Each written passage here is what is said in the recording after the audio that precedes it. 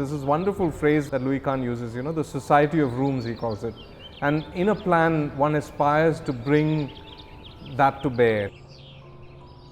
It's a place that's free for communion, free for congregation, and it allows you the chance to linger.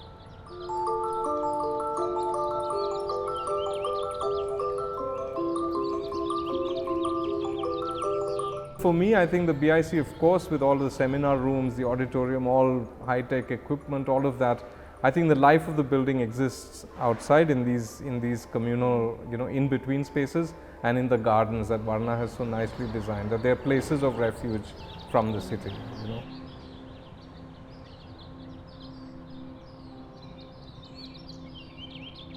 BIC is a privately enabled public purpose institution.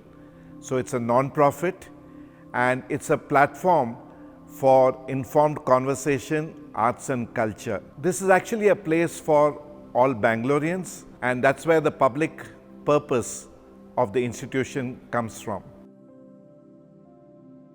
Maybe around 2008, 2009, we were hoping to get 2 acres of land by the lake, and we did approach the government.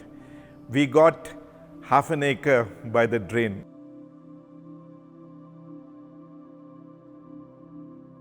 Well, sometime in 2012, the BIC announced a competition for a new facility in Bangalore.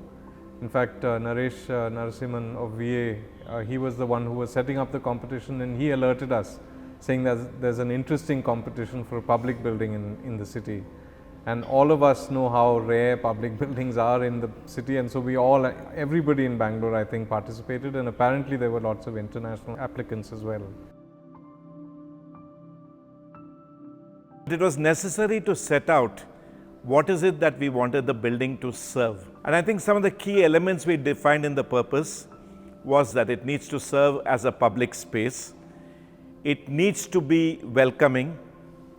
It needs to be inclusive in the sense that nobody really should feel intimidated by the building and be wary of entering this place. I think that was important to us. It is in a residential neighborhood, so whatever we did needed to work in a residential area. And at that point of time, all we realized is it couldn't be rigid. The place can be whatever the person using it wants it to be. Therefore, it has to be malleable. We looked at the public building as a great opportunity for us to bring to bear, all of the things that are dear to us architects. The idea that you would design buildings for public activities, for everybody in the community. I mean, the mandate of the BIC is sort of the mandate that all of us carry, as architects. That what do buildings really aspire to become? Places for people. First meeting, they presented to us a timeline, a very aggressive timeline for the building, saying that they would finish the building in 2 years and that we would be able to do it for 15 crores. And based on that budget and on that timeline, we agreed for a fee for the project, and it was a fee that included all of the consultants for the building, whoever we may need. The building took 7 years to do at the same fee, so that's public. So the competition yeah. was in 2012 and the BIC opened in 2019, February 9th. February 9th, yes. Yeah. So 7 long years. It's almost like a project for love. You have limited land and you think that the way to exploit it is to build whatever the law allows you in terms of FAR. We too in our earlier stages, for instance, had additional rooms on the first floor, rooms on the ground floor. In fact, the offices were visualized on the ground floor. On the second floor, we thought we'll have 8 or 9 stayover rooms. Today, none of them exist. So there were, meeting rooms, conference rooms, offices, and the meeting rooms and conference rooms are all remuneration for BIC. They can rent them out and get money for all of that. So it came at a great cost for the BIC to decide not to do them in exchange for not doing anything. I mean, that's it's a very mature client who decides that, you know. So I think more important than the program itself was all of the stuff that came between the program elements. You want to make a place that you feel, chalo, you know, let's another 5 minutes we can just sit, you know, because there's a nice breeze, it's shaded, it's comfortable, it's got the right scale, nice materials. One of the main things about the site is that it's very linear. There's a stormwater drain on the west side of the site, so that's north, like that. And on the east side of the site is the residential thoroughfare, across which are very, you know, small buildings, maybe G+1, G+2 buildings, etc. There is a very large easement on the front, which actually was required by regulations, and we increased it by another meter. So this is around 7 meters or so. And there's also, by law, there's a requirement for a big easement at the back as well, which is the setback plus an easement for the maintenance of the stormwater drain. So these two actually, though required by law, were really beneficial for us. That wide setback at the rear is now a remedial garden, you know, which really has helped improve the condition of that really polluted stretch. We also have on the south and on the northern side of the site, the ramps that take you down to the basement, and gardens again. So in fact, when you enter the building, which is kind of on one end of the plan there, you're surrounded on 3 sides with gardens.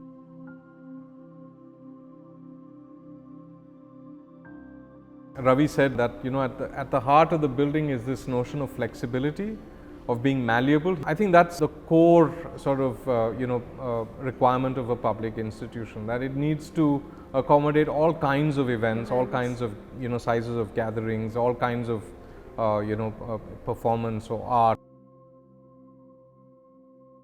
The other thing about the organization of the plan is that it's predicated on a parking grid. So this is an 8-meter grid that regulates the language of this building, and so that 8-meter grid has then got an 8x8 on one side and a driveway in the middle in the basement and parking on. So you get a double bay of parking in the basement, and that really is the frame on which the BIC sort of sits.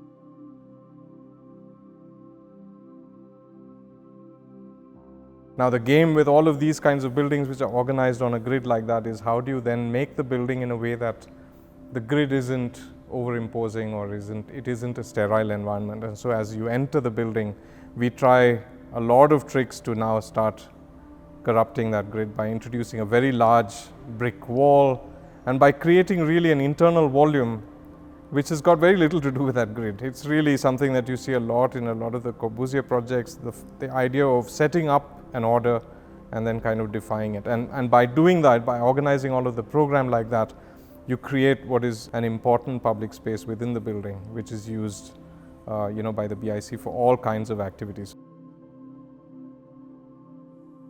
On the south side here, there is a water body, and in fact even on the hottest days, because most of the breezes are coming from the south, that it catches some of that moisture, gets into the volume of the building and gets out on the upper floors where the louvers are. So it's got this natural sort of draft of air always through the building in the public realm of the building.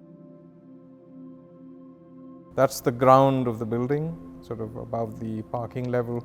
And this public space in the building is all the way up to the sky like that, So when you're entering the building right there, you have a view right up across that section to the uppermost level of the building. And all of these wonderful terraces that are then created as places of prospect are then viewed from that place as you enter the building, creating a real connection.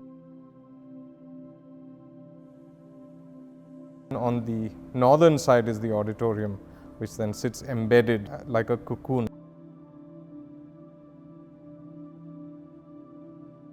There are all kinds of natural materials used, a lot of kota and granite, etc. on the flooring, and that's also organized to catch the rigor of this structural bay that organizes the building. So in spite of all of these architectural tricks, the curving walls, the sort of amorphous shaped public spaces, if you look at the floor, you always catch the grid of the building, or look at the ceiling, you always catch the grid of the building, that the the order of the building is then expressed through these, the background of the space that you're in.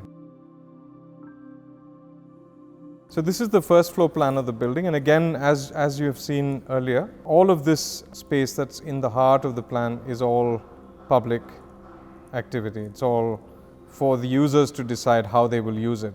But apart from this common public space, you also have seminar rooms, you've got double height volumes here, which is the overlook, you've got the big auditorium, you've got restrooms, etc., all fronting onto the facade of this building. We regulated that facade using some sort of a frame that then catches all of these disparate program requirements and regulates it in a frame that then is either opaque or has glazing, etc.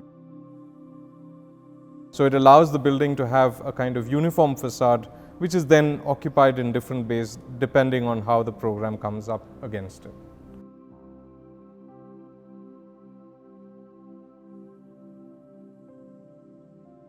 We have all of the other rooms, the board rooms, the seminar rooms, they're all linked to the auditorium, and so you can stream events there, have questions and answers between the two, etc.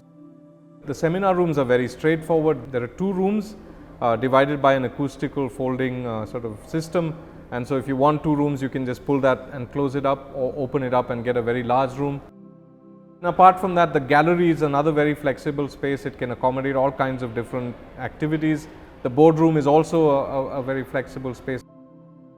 The furniture for the BIC also has to be flexible and reusable in different parts of the building. It was done with a local supplier so that everything was custom made for the project, and so any of the furniture that you see can be used on any level, other than the large log table, which we wanted to kind of represent a large enough piece of furniture that could fit in the scale of the space. So I think that's kind of fixed. They did invest quite heavily in stackable furniture. So the guy from Bangalore, his name is Ravi Kharab. He is a designer and makes a lot of very nice timber furniture, but he designed the plyback, the bent ply chairs in the seminar rooms. The other place where we've got a lot of stackable furniture is up on the terrace, and so that's also being reinvented every time. There is a valid critique for the building that in the language of its facade that maybe it is a little bit intimidating for someone to come in because of the glass and the. But what I find really wonderful is that the moment you cross that threshold of the outer layer of the building, it's palpable that people suddenly feel, because of the brick and the stone, that there's suddenly, a familiarity and a warmth about the interior space of the building, which is where the life of the building is. I think from the time we got the land allotted, if I remember right, it was around 2011-12. From that date to completion took us 3 years. But prior to that, in terms of conceiving the project, plan approvals and the like, that I think was another 3 years. So we are looking at least 6 to 7 years of an intense involvement between the architect and us. I think in a sense this project defines what collaboration means. And the proof of the pudding is in the eating. I mean, in the first year of the building, we had 270 of our own events happening here, and we had 300 uses of the space by others.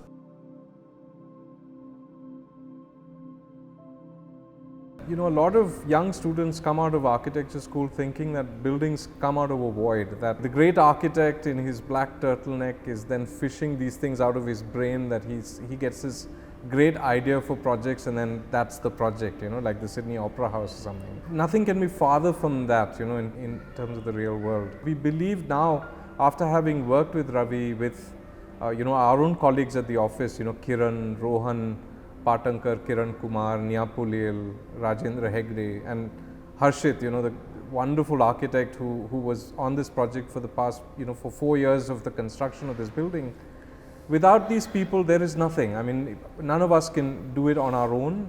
Even the ideas that we come up with, they have to confront the real world to then get validation. We have to engage with the client in that sort of really visceral, intimate way for something meaningful to happen. But there is lasting value in that. So I think that's a really important lesson, that it isn't me, it isn't Suni, that it's a whole bunch of people coming together to then make something meaningful. 100 hands. You can't just do it yourself. And the people who take it on, like Ravi and Raghu and all of the people at the BIC, who are running it, they have really made it into an institution. They've created events of real meaning for the city. And it's not because of the building. They would have done it even in the small Terry auditorium like they did before. Without them, there is no institution.